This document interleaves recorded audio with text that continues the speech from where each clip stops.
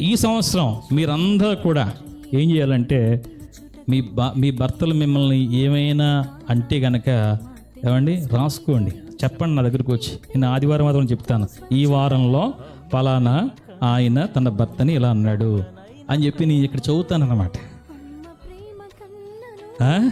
అంటే మరి అంతే, ఆయనకి మళ్ళీ ఇంక గొడవ జరగకూడదని చెప్తున్నాను నేను. గొడవలకు ముగింపు పలకాలి. దేవునికి స్తోత్రం కలుగును గాక. పాస్టర్ గారు చెప్పను ఏమండి, ఒకటేంటి చెప్పనా, మీరు ఎన్నన్నా ఏం చేసినా ఎవ్వరికి ఏం చెప్పుకోకుండా అన్నీ లోపల దాచుకుంటున్నారు కాబట్టి మీ కథ నడుస్తుంది, నా కథ నడుస్తుంది. దేవునికి స్తోత్రం కలుగును గాక. హల్లెలూయా. గట్టిగా చప్పట్లు కొట్టండి వాళ్ళకి.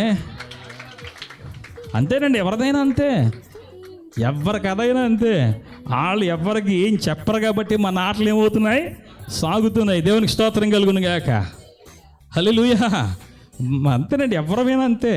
అందుకని ప్రభు సముఖంలో వాళ్ళని అర్థం చేసుకుని ఏ గొడవలకి వెళ్ళకుండా గొడవలన్నిటికీ ఈ సంవత్సరంలో ఏం పలుకుదాం చెప్పండి, ముగింపు పలుకుదాం. దేవునికి మహిమ కలుగును గాక. హల్లెలూయా.